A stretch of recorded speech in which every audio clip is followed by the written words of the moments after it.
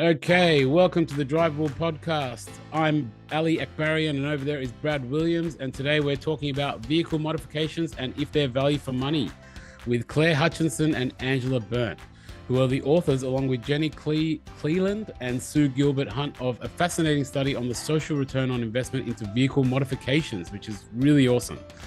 As you would all know by now, vehicle modifications to increase independence is a huge passion for Brad and I, and this article just puts into perspective why it's so important. Basically, so important why funding agencies need to fund vehicle mods to cars, vans, etc. We haven't started the interview yet, but I know this interview is vital for OTs, modifiers, LACs, and funding agents, particularly the funding agents and the participants. I know we're going to learn a lot here, backed by evidence. Brad, you see it every day. I see it every day. We see the ROI in front of our eyes coming to life. So it's really exciting to actually get the data on it as well.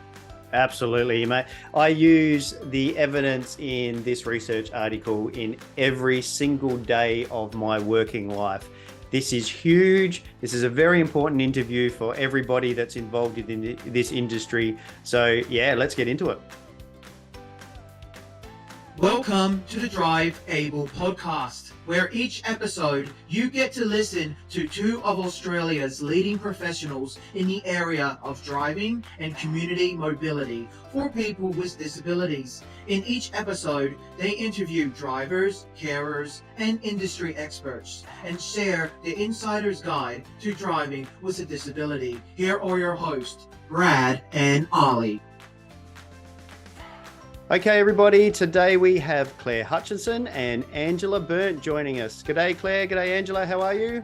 Good, thank you. Hi, Brad. Just so everyone is aware, I played a little tiny part providing information for this study. So I just wanted to be upfront with everybody so they know where I've come from. And I'd also like everybody to know that Angela was my university lecturer when I went through the university course and has been a mentor for me in the driving role. So I'm really excited to have Ange on here. I'm really excited to have you on here as well, Claire, by the way. But just so everybody knows my connections with Angela and Claire before we get underway. But what I'll do to start off with is I'll ask Ange for you to introduce yourself and let us know a little bit about your history and where you sit in this research world. Thank you, Brad. Thank you, everyone, for this opportunity. So I'm sitting here in my office in Adelaide at the University of South Australia, and I'm an occupational therapist and academic and researcher. I'm a graduate of this particular institution, and prior to coming into the academic world, my OT roles consisted of mostly working with older people with complex mental health issues. I've always had an interest in working with people with dementia. I was invited about 15 years into my OT clinical pathway to come to this university to be the first clinical director of what was then the first driver rehab and assessment service publicly available in the state here in South Australia. And I did that for 5 years, and that was a wonderful job. And it also introduced me to research. That then went on to become my PhD thesis, which was around actually the assessment of drivers with dementia. And the bottom line of that is it's complex, and some people with dementia are very safe to drive for quite a long time, and some people will need help to stop driving when it's appropriate. The short version of a long period of my life. And then in my postdoc period, we really started exploring what the gaps were in research. And alongside that, we'd also designed the driver assessment rehabilitation training that we offered here at UniSA, and then partnered with Flinders University, and it's still offered via Flinders University now. And during that period, we were talking with our colleagues, with the driver interest group here in South Australia and other people about the fact that there's a lot of research in OT around driver assessment, and that's what I spent my PhD doing, but we didn't have enough emerging evidence around intervention. So we do rehabilitation, we do intervention, we help people continue to drive, and quite successfully, but we didn't have enough in the literature to back that up. So that's me. So that's brought me to this particular study, and I'll hand over to Claire.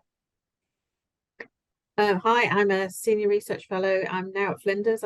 When I did this work, I was at UniSA, but currently at Flinders, working for the Health and Social Care Economics Group. So my background's in psychology. I was an organizational psychologist, project manager and consultant for 10 years before I did my PhD. And I fell very happily into doing aging and disability research. And then since this project, I've been doing a lot of social return on investment, mostly in disability as well, which has been really interesting. Yeah, so that's me. Very interesting. Brad, you're muted. That's a professional mistake. I was muted. Sorry, everybody. What I was asking was, how did this research come to be? So it's a really important article, and you'll tell everybody that I get really excited by this line of research, because it's a massive area of where I work in the OT space. How did this research project come to be, and how was it funded, and how did it get off the ground? Can you also explain very briefly what it is for all the listeners? Absolutely. So the research that we're talking about today is a social return on investment study, where we looked at that return on investment for the intervention of vehicle modifications. So when I was doing my clinical driver assessment work, and most of us that do this work love when we get to do driver mobility and intervention around modifications. We work alongside a whole team of other people to be able to do that. And it's a complex intervention. And so I'd always had it in my mind that it was a really exciting part of that practice. Then here at university in my academic work, I was actually teaching into a course which is called primary healthcare, which is around the really upstream preventative health promotion, population health type part of practice. And at the moment, you're probably thinking, how do these connect? But in that course, because they're complex interventions as well, I was reading into the literature, trying to find something to help our undergraduate students understand how to measure complex interventions, and how do you measure things that take a really long time to get from the beginning of the process to the end of the process. And through that process, I started reading into this literature around social return on investment. I started with cost-benefit analysis, and when Claire speaks to you, she'll explain how they're different. But this is not cost-benefit analysis. So I started reading into it, and I found this amazing research group in the UK who had been developing this methodology outside of the university sector, so in practice, social return on investment. And so I read up and I started using it in the primary healthcare course. And at the same time, as I said earlier, we in the driver interest group and the training course and so forth, we were talking about the lack of intervention evidence. And I just thought this is a really nice opportunity to put those two things together. So how do we measure a complex intervention like vehicle modification from an economic perspective, because that's what funders are interested in. And it would be the first time to our knowledge that that had been done. So we, and opportunistically and wonderfully at that time, UniSA had just recruited a health economist, Professor Julie Ratcliffe, who also brought the beautiful Claire with her to our university. So all the stars aligned, and the Lifetime Support Authority, who is a wonderful service here, government service in South Australia that supports people with complex lifelong disability, also has a research grant arm, and they're very generous and very supportive of applied research. And so therefore we put in the grant to the Lifetime Support Authority, and we were ambitious. We put in a grant for a good chunk of money, and they gave us that, backed us, which we're very grateful for. And that chunk of money gave us the amount of grant support that we needed to be able to put a postdoc into the research, which was Claire's role. So that enabled us to bring a multi-D team together to do the research. So we had OT, psychology as Claire, we had health economists and so forth. And then once the grant came through, we had 12 months to do the research and deliver the outcomes. Just so people are aware, that LSA, Lifetime Support Authority, they're similar to some other government-backed state interventions around the country. They're similar to the TAC, similar to other. So just so people get an awareness, yeah, some of the other interstate ones, I'm gone a blank now. What New South Wales is? I'm searching for it. So basically, they complement the insurance system, and they support people whose lifelong needs may not be supported by other systems after complex trauma. And so they were created here by an act of government in South Australia, and they're, yeah, as I said, they do wonderful work supporting people with complex needs, but they have this very rigorous and helpful research arm as well. Can I ask what led to doing this social ROI, I guess, the laneway or analysis? Because it's something which the thought on my mind is like seems like it's well overdue, because any kind of funding programs, the next day it's always on the news as a political football and it's not worth it, and et cetera, and NDIS is obviously going to be one of them, and so I think it's pretty awesome. But where do you even start? Like, how do you measure any of this stuff? It seems very complicated, and I would have thought if it was like, not like, I guess it seems like it should have already been done, if that makes sense. And if it hasn't been, it must be pretty difficult. So as I said, I'll hand to Claire when we get into the nuts and bolts of how the social return on investment analysis is conducted and so forth. But Ali, you're absolutely right. We felt it was overdue. There was a gap in the research, but it really, the gap in the research came from the gap in the sector. So my research tends to be applied, and that's what I like to do. Like, our ultimate goal was to do something helpful to the sector, and something that we hoped would have an impact on what we heard all the time was that narrative, and the emerging narrative that complex interventions are too expensive, and what's the benefit of them anyway. And when we get to explaining why this is different to cost benefit analysis, and we had that issue all the way through the research, even when we were presenting it at conferences. It was well received by the sector. We presented at multiple multidisciplinary conferences, transport conferences, research. Claire travelled internationally to present. But even to the board of LSA, the first question was, well, what's the cost benefit? You know, how much are we saving? And we're like, no, that's not the narrative of this research. This research is how much is this investment getting back to the community, not how much the funder is saving by this funding. And it's an essential point of difference in this research. I think it's also very important to highlight that cost benefit analysis versus social ROI, because the thing is the government is not saving anything. They're spending money from the very beginning. So when you're doing a cost benefit analysis, like, there is no savings. So it's more understanding, because they were spending nothing before, so now they're spending all this money. So it's not like, it makes no sense to be trying to save money. It makes more sense to try and make your money work for you, right?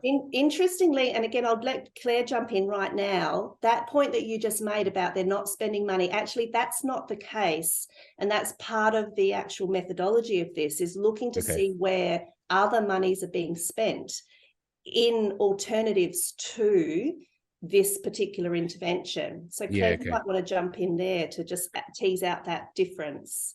Yeah, so I mean, just in terms of the way in which they were funding people otherwise, obviously they were paying like access taxis and things like that. So, you know, they're always paying in some way.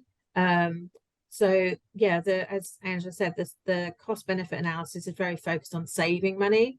In a cost benefit analysis, you're really trying to only include easily monetized outcomes. So, you know, an obvious outcome for someone getting a car, especially if they're a little younger, is that they can maybe return to work. So return to work is something you can easily measure. They're earning X amount of money, they're paying X amount of tax.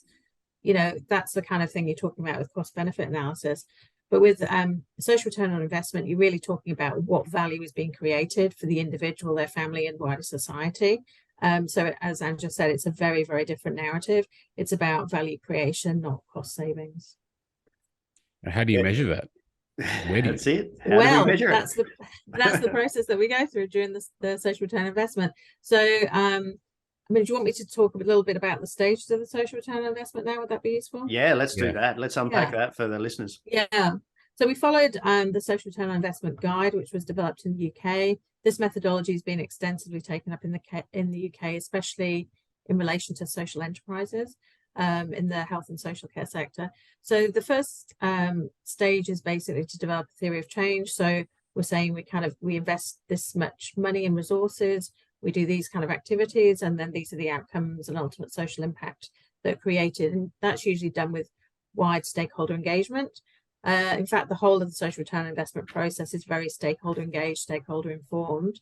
And obviously for return to work, there's a lot of stakeholders. There's driver trained OTs such as Brad and also driving instructors. I know Brad's dual qualified. So there's that. There's obviously the funder, vehicle compliance, rehabilitation engineers, vehicle modifiers as a whole, people that are involved in the process of getting someone back to driving or to drive in the first place. So there's a lot of stakeholder engagement. Once we've got the outcomes, we're then kind of evidencing, have these outcomes that we anticipated actually happen. So we go and talk to consumers of vehicle modifications, and we had some great, very diverse people who had vehicle modifications that we spoke to. And then once we've evidenced that those are happening, we then look at what financial proxies we can apply. So when we apply a financial proxy, again, it's about the outcome quite often, except, I mean, some of them like return to work, you can kind of put a financial value on those. But with other ones, it's like, it's not a market. You can't go out into the market and necessarily buy that outcome. But, you know, there might be services or other things that you can purchase that would give you the equivalent of that outcome. So we go through this whole process of, you know, what kind of financial proxy can we estimate to represent that outcome?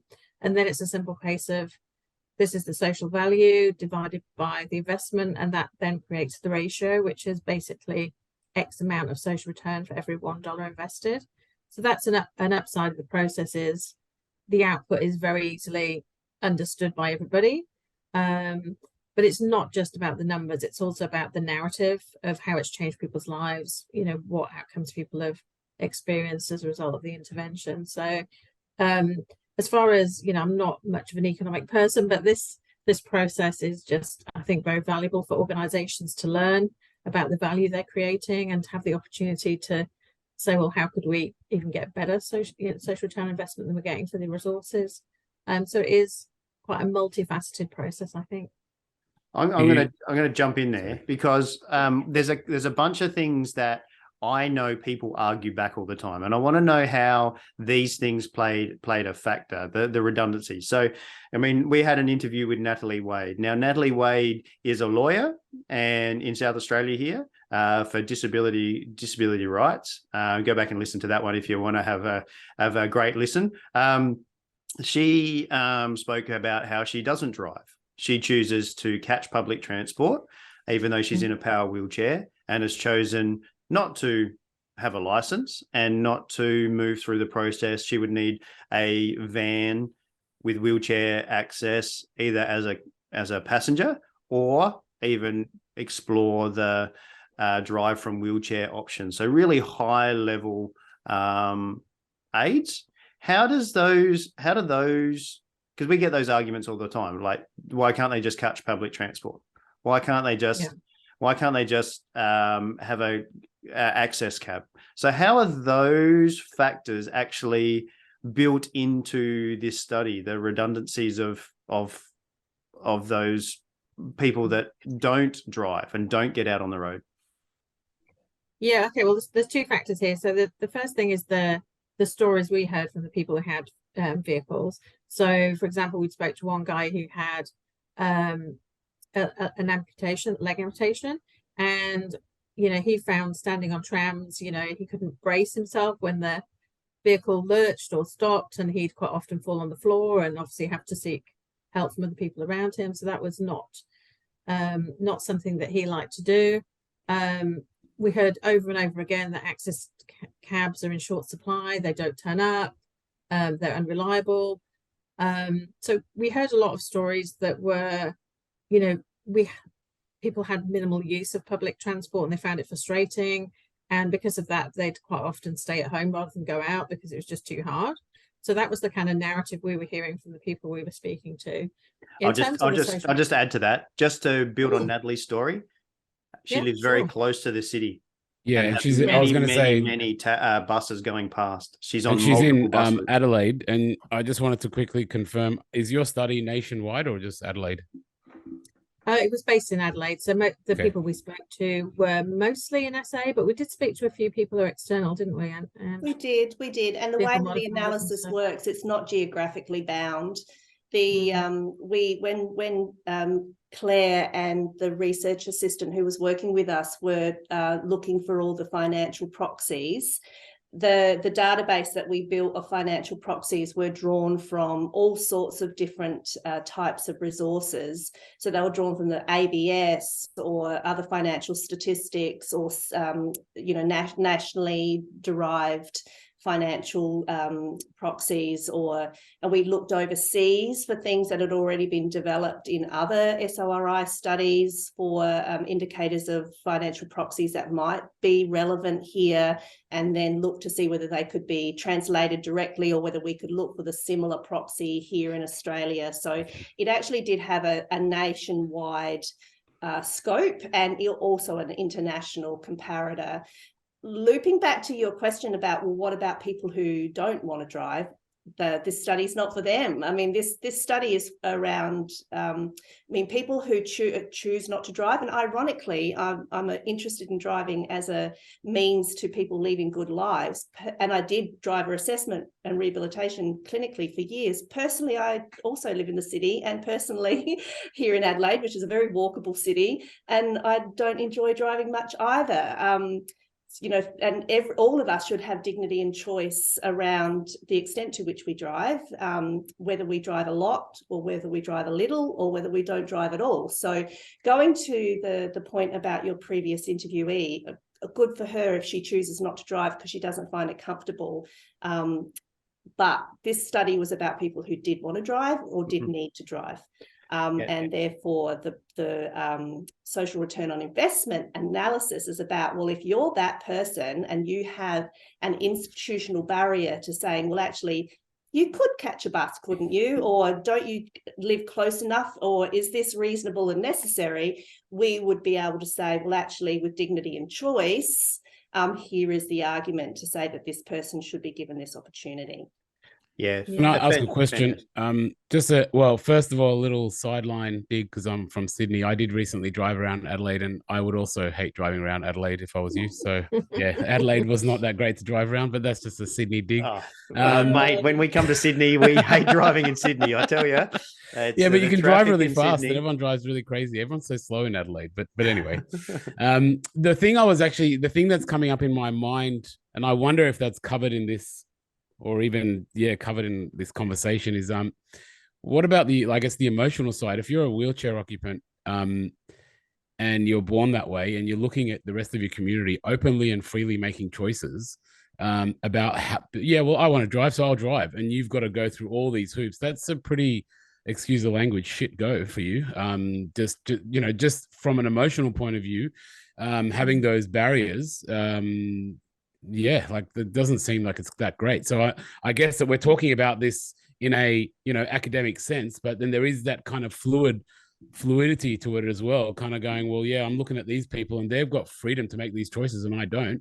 And is that kind of in there anywhere, or do we consider that? I mean, actually, I don't know if Brad's read the qualitative paper, but we did a lived experiences of drivers with disability. And one thing that came out really strongly was people had the vehicle modifications, and then for a couple of people, something happened, and those vehicle modifications, they couldn't use their vehicle. So one person had their car serviced and had a left accelerator pedal, and one of the staff drove it off a ramp. So the car was out of action for several months. Someone else had significant hail damage on their car, and obviously a lot of cars got hail damage at the time. They were waiting for the car for several weeks. And those two people reported quite a lot of distress and emotional reaction to the loss of that vehicle, which basically resulted in both of them spending most of the time at home until they could get their vehicle back again. They found it impacted on their mental health. They felt really homebound. So yeah, there is that kind of, once you've had it and then have it taken away again, people tend to react quite emotionally to that loss, I think. Yeah. But also, if you don't have a disability, I think you've got more choice to get out of the house. There's more availability. Yeah, and yeah, I did read that article, but and people don't want to be a burden. They know, they could ask a family member or a friend, but they don't want to be a burden. So they stay home instead. But can I just jump back to Ali's point about, like, how much can this type of study, because you said, we're talking academically, and how much can this type of study help people with the real life aspects of being and so on. I think without over-egging the pudding, we came from a very ethical stance around that. So it was written into the grant from day one that this study had to involve people with lived experience. So we had people in our advisory group, we had people as participants in the actual study. We put the consumer inputs into the social return on investment, which is not always done, to ethically really recognise that the person who is actually going to be driving this vehicle is part of this team and is part of this process, and they have inputs as well as outputs and outcomes. They're not a passive recipient of this, that people are just doing this intervention to them. They have to financially contribute also. So we really were very strong on our position about making sure that part of the research was really well represented. So as developing the theory of change, that was very much informed by people who live and drive with vehicle modifications, as well as all the other kind of trained experts in the field as well. That was going to be my next question, Ange, the theory of change. So there's a great, we've got a link in the show notes. Yeah, so you go down to the show notes, you can find a link to the article. And in that article, there's a great graphic about the theory of change. Do you want to unpack what the theory of change is for us, just so people are aware? Yep, over to you, Claire. Yeah, so the theory of change basically just captures, what's the resources and investment, what's the activities being undertaken, and what is the outcomes and for whom.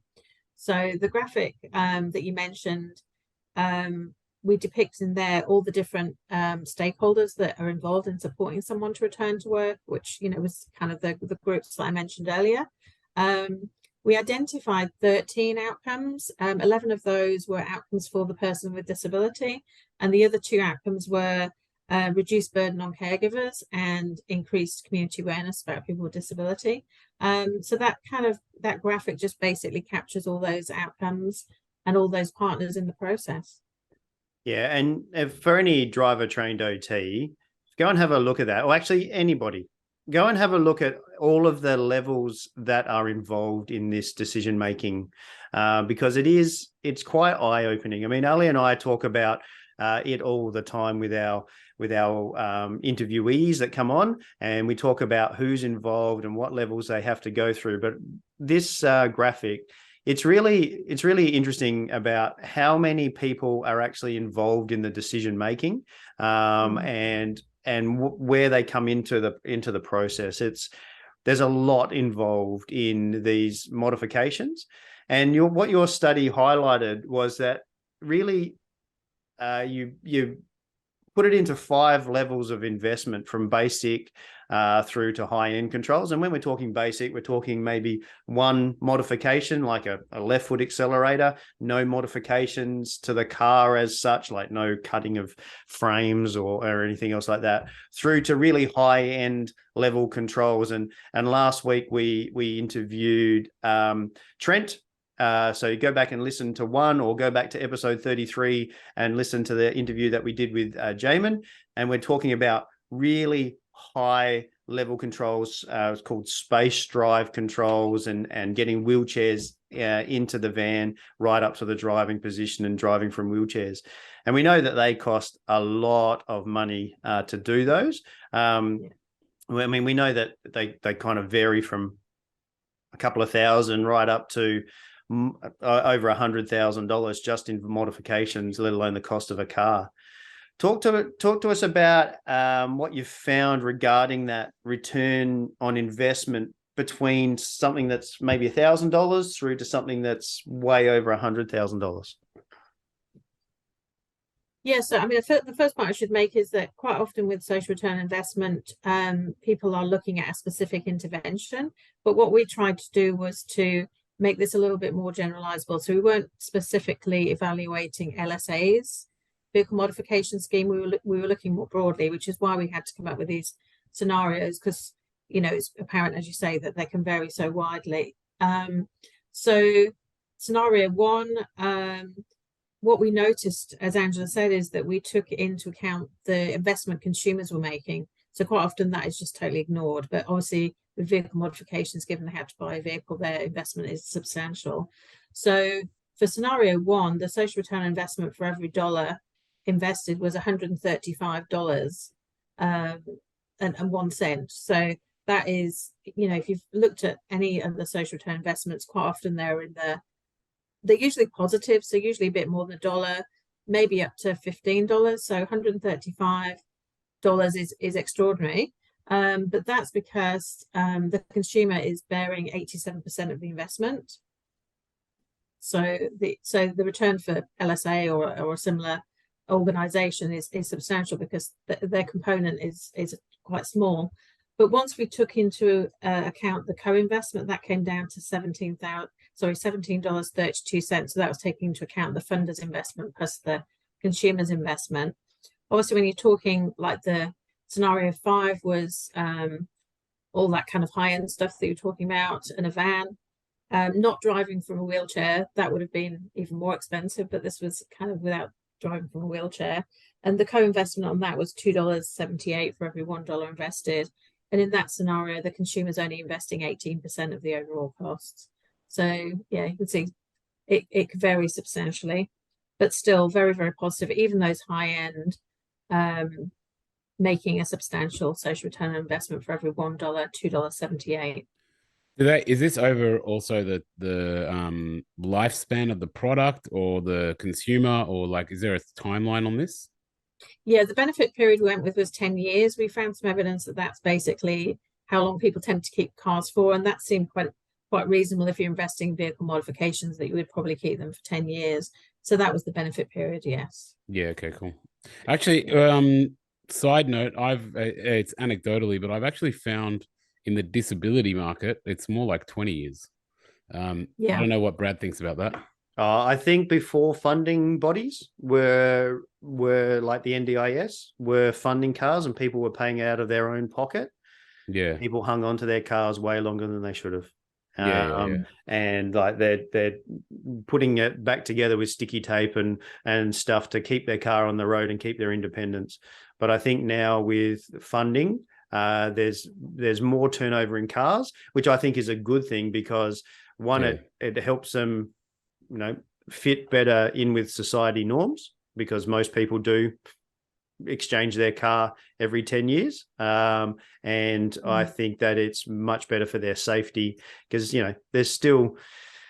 there's still old Barinas driving around with extended roofs and stuff like that. I don't know how many Ks they've done, but I would suggest that it's many, and I've been in a couple, and I don't know how they're actually on the road safely. So yeah. How long does it take for the investment for the funders to see that return on investment? So how do you figure that out? How long does it take? I mean, something for $1,000 versus something for $100,000. How do you figure out how long it's going to be a positive return on investment? Well, we kind of look at the benefit period and then all the other calculations, which we've only kind of touched on, I suppose, all the other aspects of the calculation. But yeah, we worked out that for the funder, for scenario 1, which is the cheapest, their investment was repaid in social value in 3.5 weeks. So wow. Yeah, so very quickly. Obviously for the the high end one, it was over 2 years and 8 months. So, you know, you'd expect it to be a lot longer. But I think that one of the recommendations we made, basically, especially for those low level fund, you know, left foot pedal, or, you know, hand controls, or something that's not very expensive. At the time, some funders had quite restrictions on the age of the vehicle that they would consider, you know, modifying. And our argument was, well, you know, you're getting good social return pretty quickly. So really, is it really necessary to say, you know, a vehicle has to be 3 years or less? You know, it's still worth investing in an older vehicle for something that's fairly cheap to modify.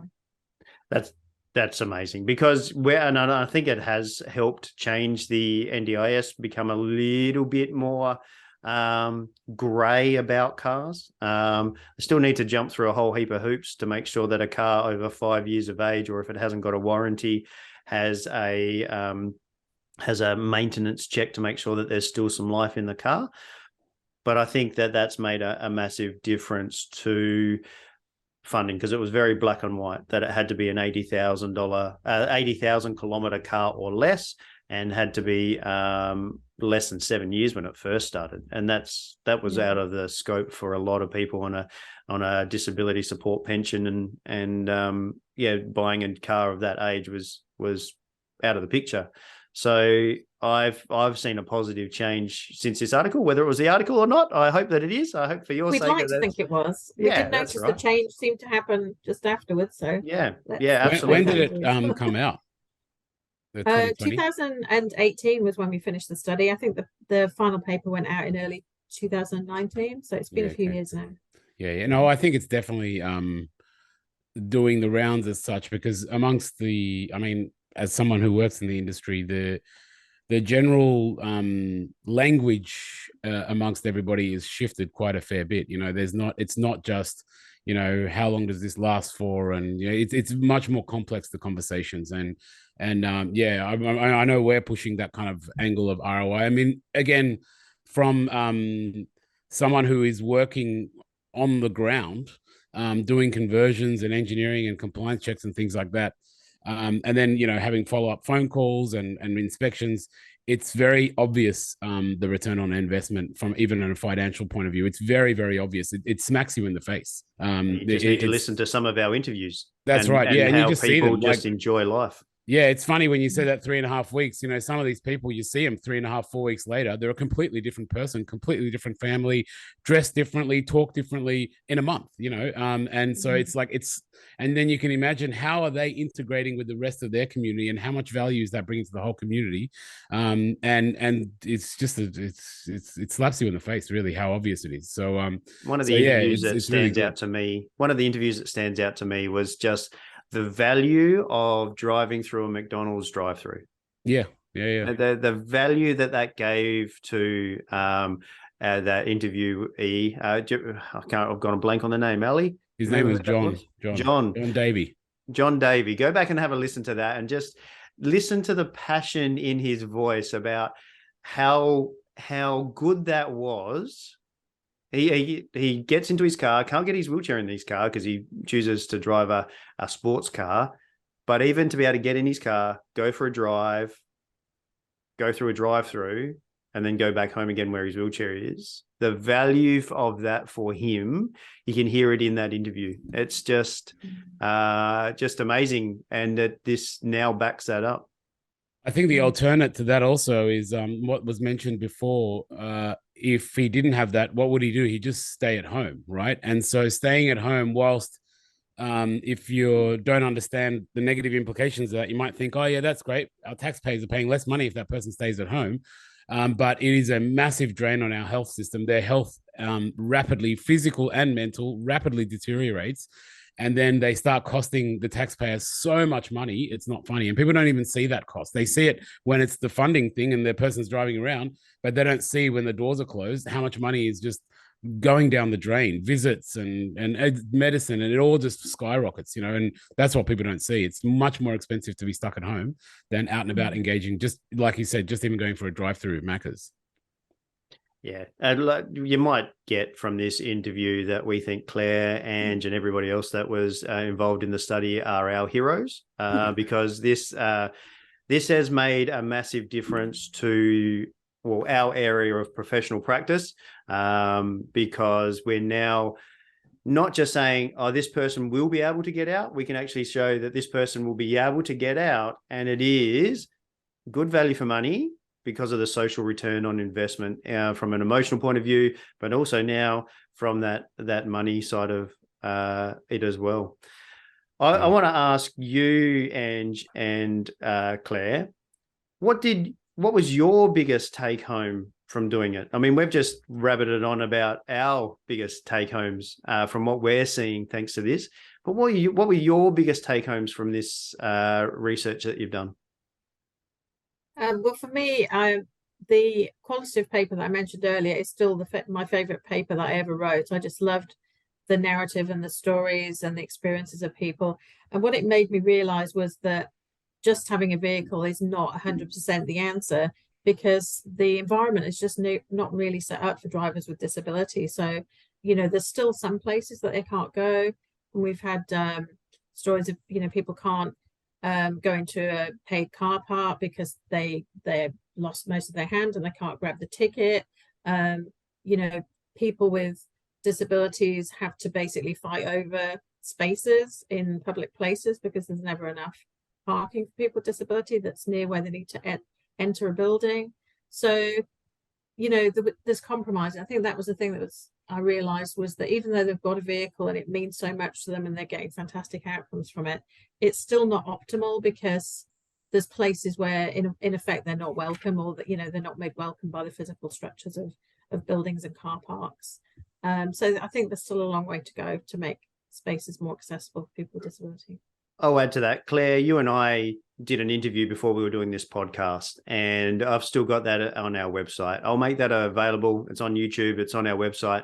I'll make that available for people where you spoke about that part of the research. And I'll put, again, a link to that in the show notes. So make sure you go down and have a check out of that if you're interested in that part of it all. But Ange, what was your biggest learning from doing this? Similarly to Claire, this particular paper and this particular study is the highlight of my career thus far. I really wanted to be able to show that something as complex as the work that teams in this area do is worth doing.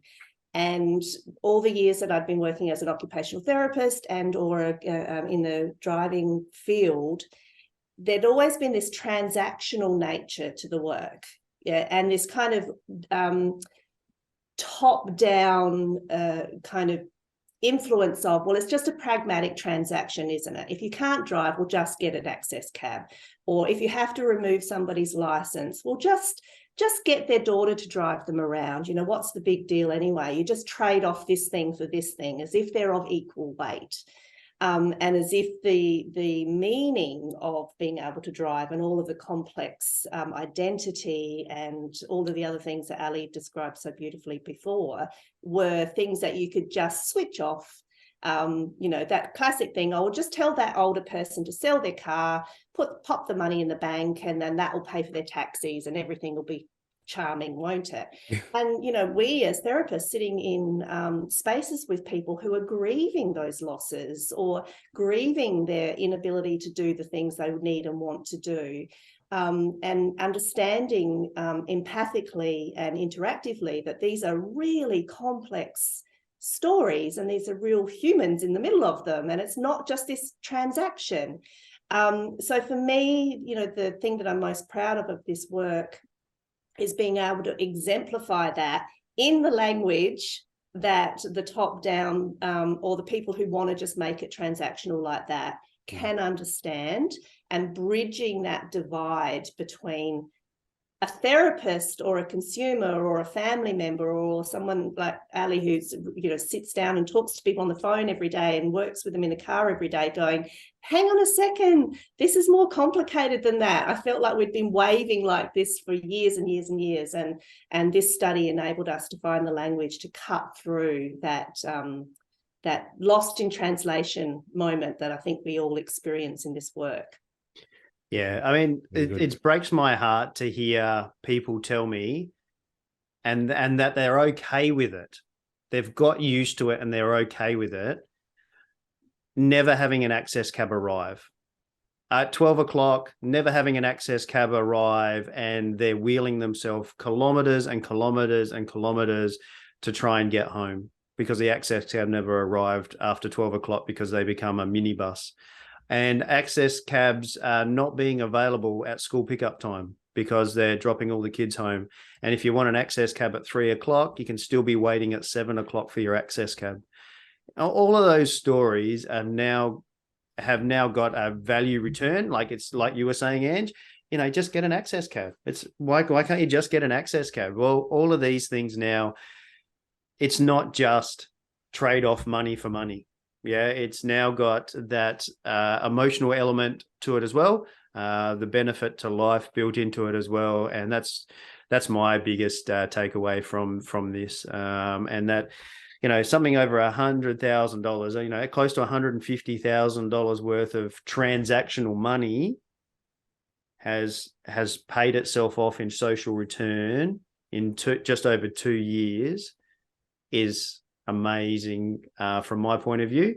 And to say that something worth maybe $3,000 is paid back in 3 weeks, it's just, it's completely different to going, this costs $3,000, where we find the $3,000, because it makes a massive difference to everyone's life. I could go on forever. I could just keep talking about this, but we're going to do that in a minute, where Ali and I come back and do our top 3 takeaways. Can I, sorry to interrupt you, Brad, but can I just say one thing to loop back to what Claire was saying? This research was taken from a position of advocacy, like advocating for clients, advocating for the people who work around this area. And Claire, that just beautifully picked up on the remaining, the continuing advocacy work around the environment that we need.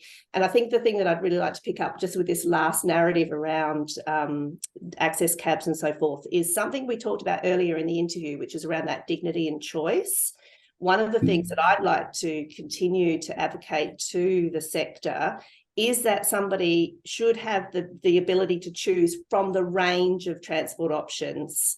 So someone who has had the investment for a high-end modification and has that vehicle available to them and has all those benefits and outcomes should also sometimes be allowed to choose to just leave it at home and get a cab to their dinner with their friends, like we all can do as well. So I think the whole system should be around, you don't have to choose between that option or this option. You should be able to be afforded all of the options that we all have when choosing our mobility and transport needs.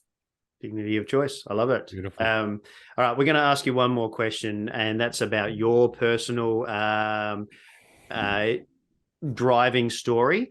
But before we do, we're just going to do a little shout out to our sponsors that make this show possible, Mobility Engineering and Williams OT. All right. We always learn heaps from our podcast, but we also learn a lot about the people that we talk to with this final question.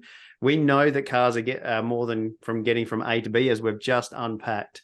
It's about that choice and so forth. But do you have a driving story that you'd like to share with us? Claire, I'm going to put you in the hot seat first. Is there a driving story that you'd like to share with us that is more than just getting from A to B, where it's got meaning to you, that you could share with us?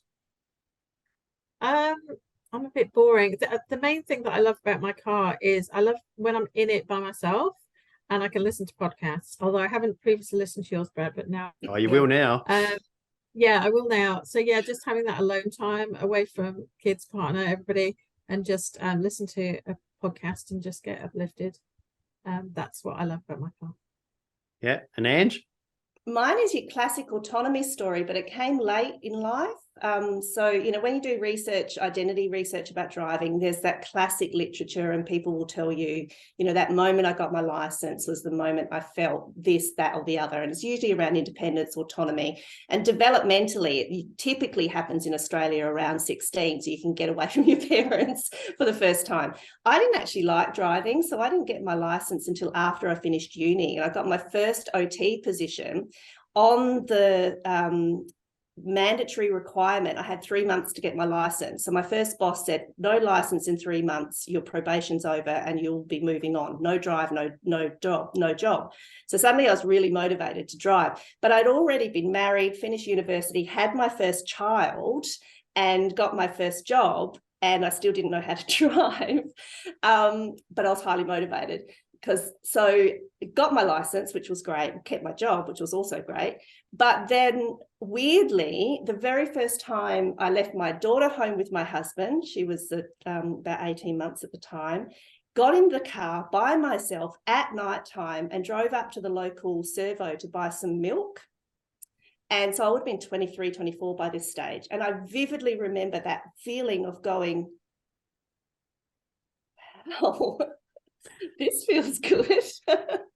And this incredible sense of freedom and autonomy that I had just being able to get in the car and whip myself up, 500 meters up the road to grab some milk at 9 o'clock at night. And then I had that real sense of, now I get it. Fantastic. Well, That's it's a massive thank you to both of you. What I want people to know is that I highlighted this as one of the first interviews that I wanted to get onto the podcast because it meant so much to me. So it is fantastic that we've been able to pin you down after approximately 2 years of doing the podcast. It's great to have you on. It's been worth the wait. It's been fantastic to explore this with you. If people have got any further questions about the article and about the research, in the show notes, there will be a link to the article. I'm also going to put the link to the interview that I did with Claire earlier on before we started the podcast about that, before the social return on investment, about that quality of life interview. So I will put those in the show notes. But is there another way that if anyone's got any questions, they can find out more? Can they get in contact with you? Or is there somewhere where they can go and find out more, Claire or Ange? Academics are very easy to find. So I work at Flinders now. So Claire Hutchinson at Flinders, pretty easy to find. People are welcome to email me, and similar, Ange is at UniSA still. And we've got our own webpage, so with our email address on there. So feel free to look at an email. Absolutely. All right. Just take note of the spelling of my surname. So it's Angela.Berndt with the DT in the spelling. And the original report, the Grey Literature Report for the Lifetime Support Authority, is also still accessible on their website, I think. If not, and the journal articles are also open access. Yeah, fantastic. All right. Thank you very much. We really appreciate your time, and we hope our listeners get something out of it. We sure did. Everybody else, you know what comes next. Stick around. Ali and I are going to do our top 3 takeaways from what we learned from this interview. So stick around and come back after the little break. But before then, we're going to say goodbye. Thank you very much, Claire and Ange. Thank you. Thanks, guys. Very good. Thank you very much. All right, welcome back, everybody. What a wonderful interview. As you know, in this section, this is where Ali and I bring our expert analysis and our top 3 takeaways. Sorry about that. And this is where we provide over our 30 years of joint experience in the industry. Ali, what was your first takeaway from the interview that we just had?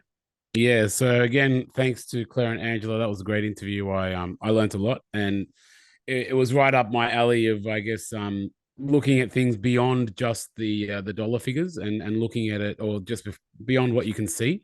And that was the first lesson, segueing, is that kind of cost benefit analysis versus return on investment, or ROI, or social ROI is what they were calling it. So cost benefit analysis is this is actually something personal to me as well, on my own personal just view on money and finance and economics. Yep. And business and things like that. So cost benefit analysis is how much money are we saving? Where can we save money? And ROI is how are we investing money, and then when are we getting that back? So it's a very different way of looking at things. And for me in general, like, for example, I found in, not related, but it's similar kind of thing, is in my business, whenever I look at a cost benefit analysis solution, I always end up worse off. But if I look at how can I invest money and when can I get that back, rather than can I save money by firing someone or cutting some costs here or something, I'm always worse off. But if I look at, okay, can I invest this and then get something back out of it, I've always been better off. And I would say, based on this discussion, that's also the same for the individual. If you're looking at how we can return this investment rather than what are we saving for them and for the community and so on, it's just going to be beneficial. We do it with everything in our life. Not that everything is studied, but if I go and buy a fridge, it's going to cost me a lot of money to buy a fridge. Yeah. But the impact that it has on my life, the return on investment of keeping my food and beers cold and everything else like that means so much more to me. And it's the same as, you can talk about the cost of a PlayStation. Yeah. Is that value for money to get a PlayStation? Yeah. No, probably if you just look at the cost of a PlayStation, it's not good return, not a good cost benefit. But if you look at the return on investment and how much enjoyment you get out of it and how much it gives to your life. I'm not a gamer, by the way. It has no return on. But you could like socialize with your family, and you've got all these benefits, socialize with community through that one activity, and that's a huge return on that investment. Absolutely. Now, I would never go out and buy a PlayStation. For me, the return on investment's not there. But that doesn't mean for somebody else that the return on investment isn't there. So, I really like how this research unpacks that rather than just looking at cost. And that's what we want to go into with our second takeaway, Ali. Do you want to talk about, talking a little bit more about the cost in the dollars of return? Yeah. So what was really awesome, which was what Angela said at the end, was she was working very hard, which I think they've done very well here, to bridge that gap between kind of qualitative and quantitative research and present something that's generally not numbers based in a numbers based format, and they were able to kind of do that pretty accurately with all this complex modeling out of the UK and so on. And what was really fascinating was that dollar return. Once everything's been funded and so on the high end stuff, which is 150k plus, you're getting $2.78 back return on investment. So you're getting more than almost 3x your money back. And there is you just don't get those kind of investments around. And on the lower end costs, which is like $3 to $3.5 grand type things like hand controls and all that kind of stuff, that was a $17 per dollar return. So that's a 17x return over a 10-year period. Like I said, you can't find any investment in Australia that will give you that kind of return over 10 years. For the funders out there, I've got the article open next to me. I'm looking at it right now. For a funder, if NDIS LACs are listening to this, or LSA funders or TAC or anywhere else like that, make sure you go and have a look at this article. But for a low cost item, something up to around $3 grand, the funder's return on investment for every dollar spent is $135. Yeah. That's massive. Yeah. And even if we talk about something that's near $150,000, the return on investment for every dollar spent is $3.40. Yeah. That's huge. For the consumer, for the person that's buying the car and things like that, for the low-cost item, it's around $19 return. And for the consumer, for the really high end, when you have to buy your car and everything else like that, it's $15 return. So if you're thinking about, is this going to be value for money to go out and buy a Volkswagen van to get my hand controls in? They've done the research. For every dollar you spend, you're going to get roughly $15 back in investment. That's huge. For the funder, going back to that $135 per dollar, I mean, like, they're going to get a lot better return on that as compared to putting it into a term deposit, so, on 2 or 3%. So that's the point. You're getting like so much more return on investment.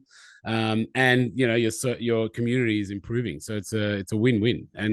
And the other thing, which I think that then segued us into, was our third lesson, which was somewhat related. But then we were able to, figure out the break-even point. So this return on investment was over a 10-year period that we were talking about, these dollars. Yep. But then we were asking them, when do these people actually, when does it actually break even? When do they pay that money back? So for that low cost item, for the up to about $3,000, for the co-investment for all of them, it's about 6 months. But if you're talking about the investor, so the person funding it, so whether it's the NDIS or LSA or anyone else like that, for a low cost item, it's returned in 3.5 weeks. Yeah. 3.5 weeks. Yeah. And then if you're talking about a high cost item, 2 years and 8 months. So like I was saying, that also means that some of the older cars that NDIS is pushing back on, they're really, they're eligible, because you're getting it all back and they're getting their money back and everyone's happy and community's better. So better off. Yeah. I mean, if it's 3.5 weeks, surely your car is going to last more than 3.5 weeks. Doesn't matter really how old it is. If you're putting in something fairly standard, like a floor-mounted left-foot accelerator or a spinner knob or something up to about $3,000 worth. It's as an OT who's trying to increase function in life as my main purpose, and really where cost is secondary. For me, it's a no-brainer. But we know that it's more than that at the investing side of it all. But I really hope that this article goes far and wide, and the funding bodies actually take this on board. And if they haven't already, because we have seen change since this article was produced, which is great. But I think personally, from an OT point of view, who is out measuring the impact that it actually has on people's life in an everyday sense, this has been gold, this article and this research, and I use it all the time. If you're an OT, make sure you go and read this article. And if you're asking for funding for items for cars and you're doing AT applications for vehicle mods, please go and read this article. Reference it in your AT applications, because it's there and that's what it's there for. And it's made a massive difference to getting funds approved from my point of view. And we can see the value that it adds to people's life. Sounds good. Well, I guess that's it, folks. And as we wind up this episode, we want to give a shout out to our sponsors, Mobility Engineering and Williams OT, for helping us bring you the interview with Claire and Angela today. Williams OT, Driver Assessment and Rehab offer all the pieces of the puzzle to assist people with disabilities reach their driving and community mobility goals. Mobility Engineering is a team of passionate and dedicated people focused on bringing Australia's largest range of suitable transport solutions for all walks of life. And as we say in every episode, the advice provided in this podcast is general in nature. So if you have any queries about what you can do and what will work for you, get in contact with your local OT or mobility dealer and set yourself up with a trial, because trials really put you in the driver's seat.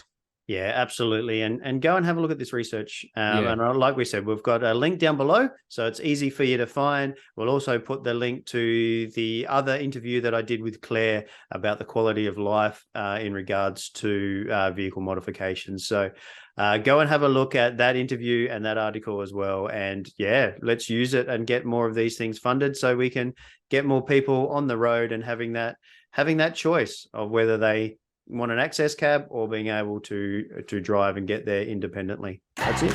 Thanks very much. We'll see you in the next episode. Thanks very much. See you next time. Thanks for listening to the Drive Able podcast with Brad Williams and Ali Akbarian. If you like what you've heard, make sure you like, rate and subscribe. It really does make a massive difference. If you or anyone you know would like to share a story about driving with a disability, or you would like to get in contact, find the show notes, or find the resources mentioned in this episode, you can find us on Facebook. Just search @Drive Able Podcast for more information.